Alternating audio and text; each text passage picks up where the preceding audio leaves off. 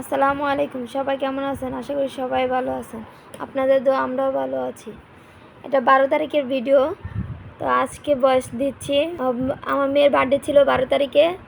তার জন্য ওই দিন বিরিয়ানি রান্না করছি একটা বড় সাইজের পাতিলেতে রান্না করছি ঘরোয়াভাবে। বাট এটা এখানে 2 কেজি চাল, 3 কেজি গরুর গোশত নিয়ে নিছি। আর এর আগে আমি বিরিয়ানির ভিডিও দিয়েছিলাম। আর আজকে আমার মেয়ে ভয়েস দিতে যাচ্ছে, আপনাদের সাথে কথা বলতে চাচ্ছে। শুনতে থাকুন। 1 2 স্টার্ট। অনেকজনের জন্য বিরিয়ানি হ্যালো, রান্না করতেছি। আসসালামু আলাইকুম। সেদিন তো অল্প রান্না মামারা, অনেক রান্না করতেছি। সবাই কেমন আছেন? আমরা ভালো আছি। আজকে আমার জন্য দোয়া করবেন। আজকে আমার মা আমাদের জন্য বিরিয়ানি রান্না করবে। আজকে আমার বার্থডে, আমার জন্য দোয়া করবেন। ভিডিওটা ভালো লাগলে লাইক করে দিবেন, কমেন্ট করে দিবেন। আসসালামু আলাইকুম। মেয়েটা ভয়েস দিল আর খালি বলে আম্মু আন্টি মামাদের সাথে আমি কথা বলবো, ভয়েস দিব, আমাকে একটু দাও। তার জন্য আজকে দিলাম। তো কেমন লাগলো জানাবেন কমেন্ট করে। এদিকে আমি বিরিয়ানিটা রান্না করতেছি, আর অন্য দিকটা মেয়ের জন্য একটু ছোট্ট করে একটু সাজিয়ে নিচ্ছি ঘরটাকে। একটু বেলুন টেলুন দিয়ে সাজিয়ে নিচ্ছি। আর মেয়েটাকে একটু খুশি করার জন্য একটু চেষ্টা করি যাতে একটু খুশি রাখতে পারি। ছোট্টখাটো জিনিসগুলো দিয়ে একটু মেয়েটাকে খুশি রাখার চেষ্টা করি, যা ও একটু খুশি হয়। আর প্রায় সময় বলে বার্থডে করার জন্য। আমি তো বেশ বার্থডে করি না।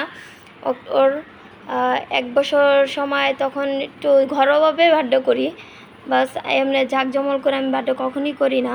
ঘরের মানুষই যে কয়জন আছে, আর পাশেই আমার ভাইয়েরা থাকে, ওইখানে ভাই ভাতিজি নিয়ে আসি, ওদেরকে নিয়ে আর মেয়েটাকে একটু খুশি রাখার চেষ্টা করি যতটুকু। বাবা মা এটা দরকার, বাচ্চাদেরকে একটু খুশি রাখা, যা ছোটোখাটো জিনিস দিয়ে খুশি করা, এই এতটুকুই করতে পারি।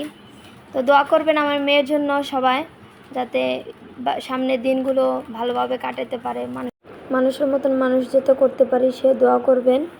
আর এদিকে আমার গোস্তটা প্রায় কষিয়ে নিচ্ছি। একটু গরম পানি দেবো যাতে একটু ভালো করে সিদ্ধ হয়, আর ভালো করে কষানো যাতে হয়। আর এখানে সিদ্ধ হোক। আর চলেন আমরা রুমটা একটু দেখে আসি কীরকম করে সাজিয়ে নিয়েছে। সুন্দর হয়েছে, খুব সুন্দর করে সাজিয়ে নিয়েছে যতটুকু পারছে। এখানে গোস্তটা হয়ে গেছে, ভালো করে কষিয়ে নিচ্ছি। আর এখন গোস্তটা উঠায় নিব, অন্য একটা পাতলে গোস্তগুলো উঠায় নিব।